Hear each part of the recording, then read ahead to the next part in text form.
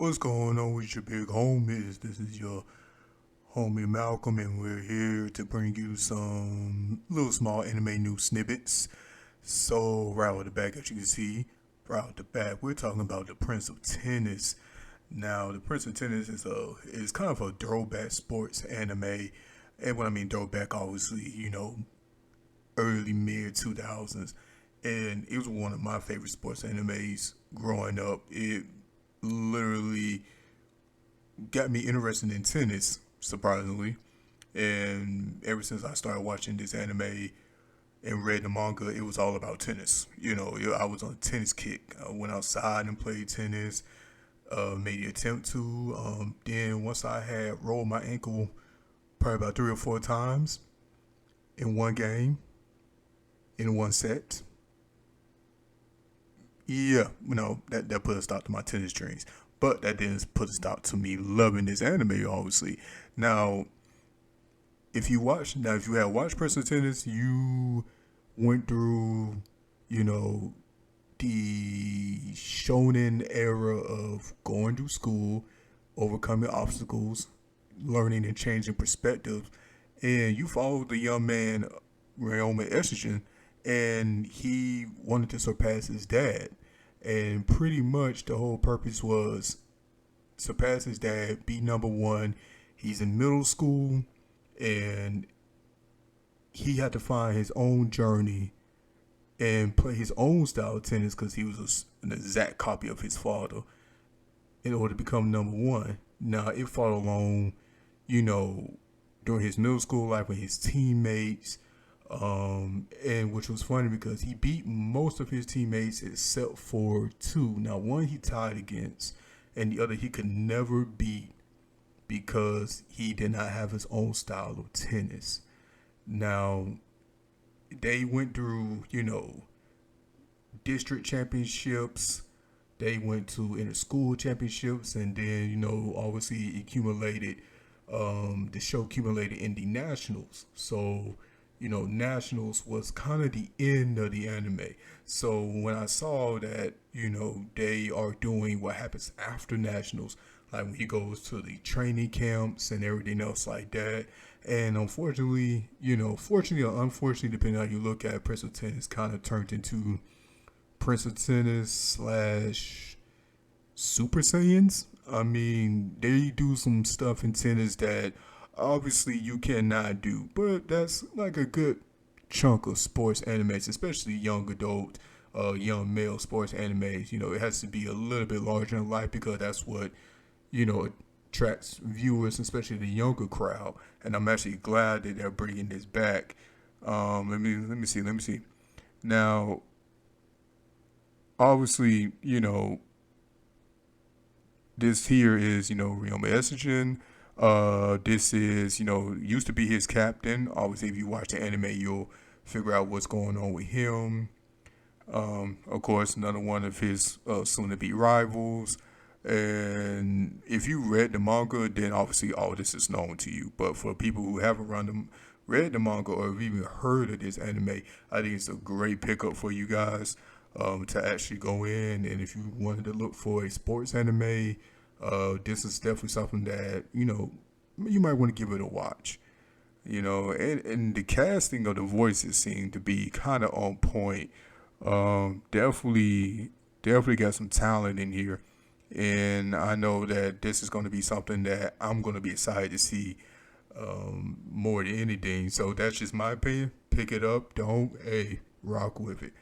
So also, let's go ahead and spin on over here to to One Piece. So we're going on One Piece, and obviously One Piece is approaching its 1,000th episode. 1,000 episodes of an anime. I mean, that is ridiculous. To continue to have an anime continue this long and for it to still be this popular, to still hold, a big piece in people's heart, you cannot make this up. You cannot make up the fact that One Piece is going to go down as one of the greatest animes that has ever been made. Obviously, I said one of. So before anybody come at me in the comments, obviously one of. There's tons and tons of anime, so you can nitpick your choice. It's all about opinions. You know, if you're going off based off of sale numbers and stuff like that, obviously One Piece fits within the big three. And it's a banger. I mean, it has its rough spots. It has a lot of fillers, but most of the fillers kind of tie in to the main storyline, which I think is great. Now, we're coming down here, and there's like, can you imagine the creative work that the writers had to come up with for 1,000 episodes, and the quality that has been pushed out over the years? The art style has grown tremendously over the years. Because let's face it, first season Luffy versus current Luffy, yeah, there's a very very drastic change, you know, and I believe that, hey, at the end of the day,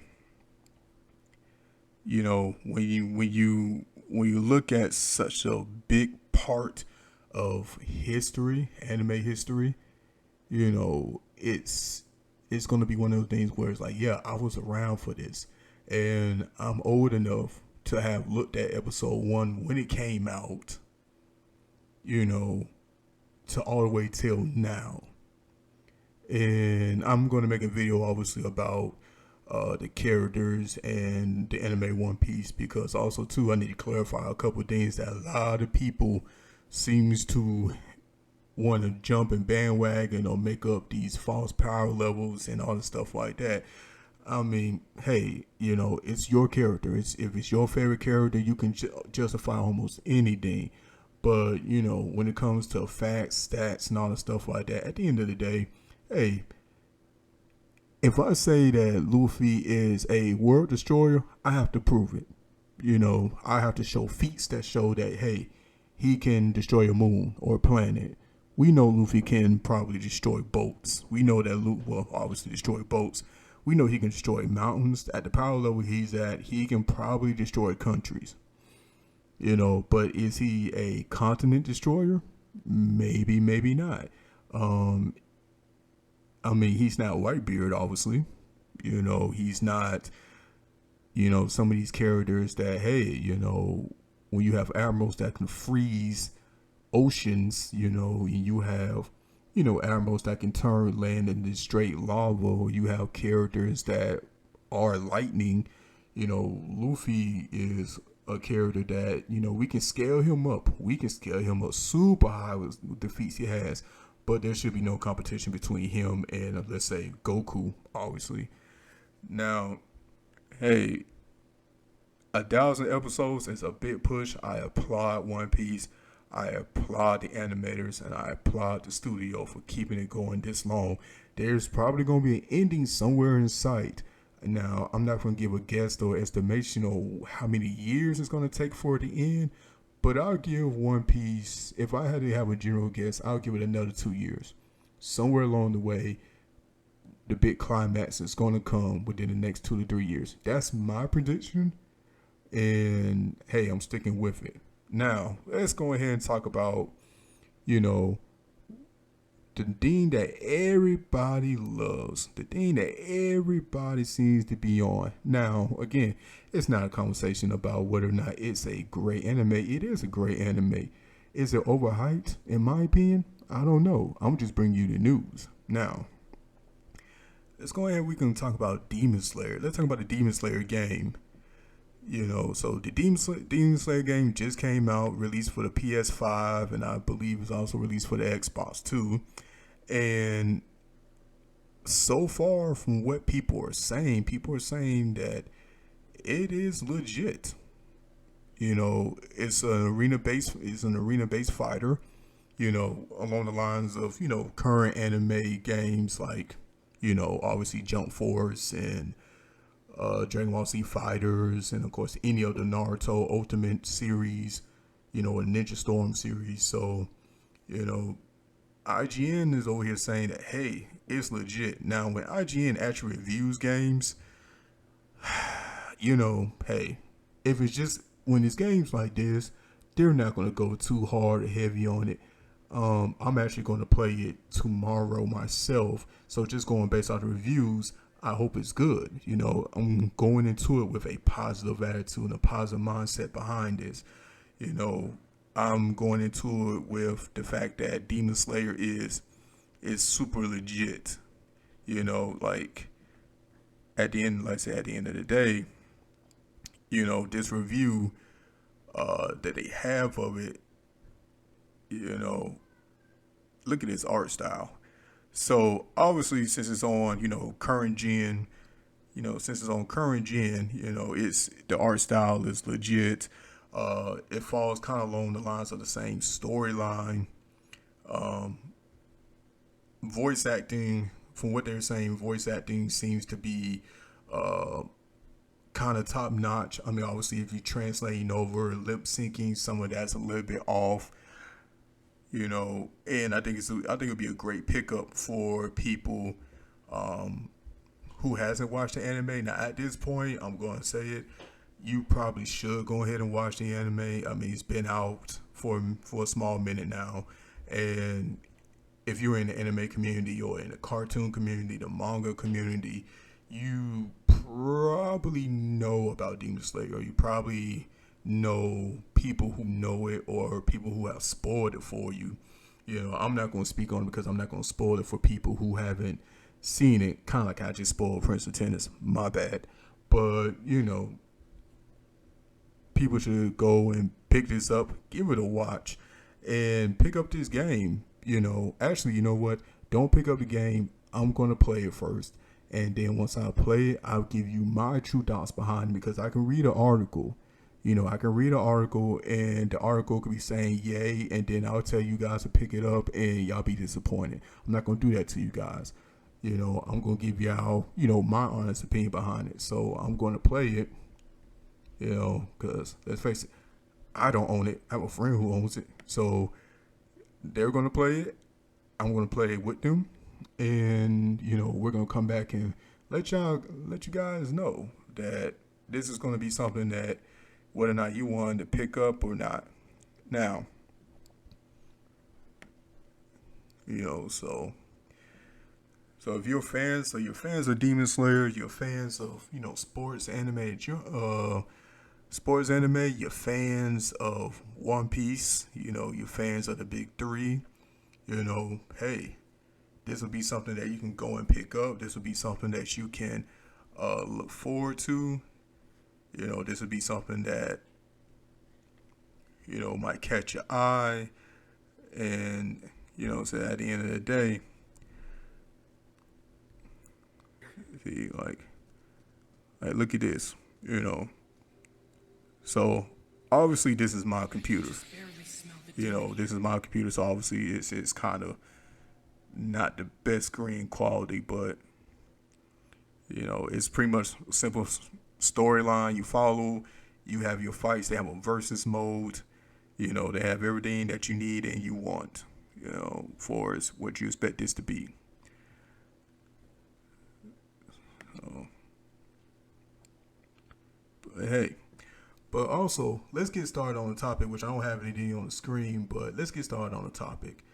I'm not thinking on a high horse or anything, but I really want people to just be nicer to each other about anime and manga. The anime and manga community can be difficult to transverse with new people coming in, and I want to have a channel that's going to invite new people to understand why we like anime so much.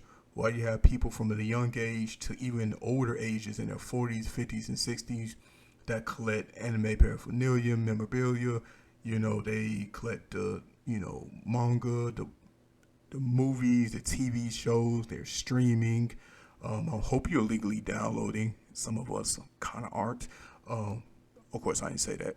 But, you know, I hope that we as a community, if you have a topical discussion about, you know, this community, it should all be based on a positive light. If you're going to have debate with someone about a character or about a scene or about a chapter, just come into it with an open opinion. Having fun debates is great. Having debates about whether or not Goku can solo, every anime verse that has ever been, sure, let's have that debate. It'll be fun. But when I get on social media, the biggest thing that I see is people being very, very mean to each other about things that we all love. An opinion is an opinion. If there's a fact about it, submit those facts.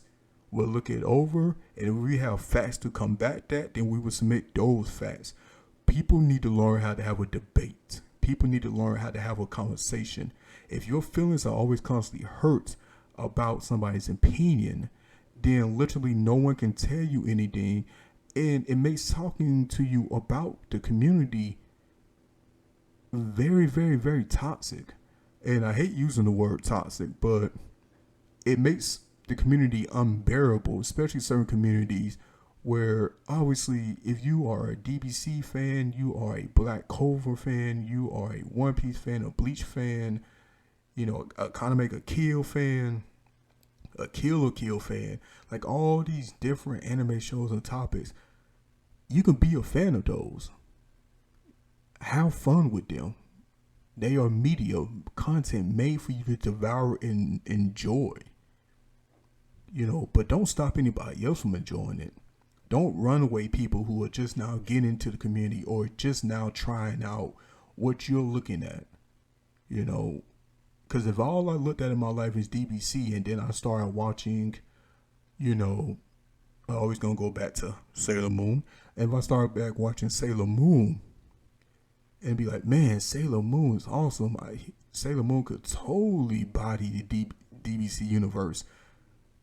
Well, that's their opinion based off of just watching two animes. But if you're a DBC fan and you start watching an anime where literally a guy blinks and the universe explodes, and be like, oh, well, Goku can do that by just his hair moving. Obviously, you're going into it with a biased lens. But it's okay to be biased about your favorite thing. But it's also okay to have an open mind about that thing. Like I said, I want everybody to enjoy the mediums that they're intaking and just have fun with it. It's rough out here as it is. And sometimes this is all some people have. Enjoy it. Hey, that's just me getting off my soapbox. But if you enjoyed this, please like and subscribe to your big homie. And I will see y'all later. Peace out, big homies.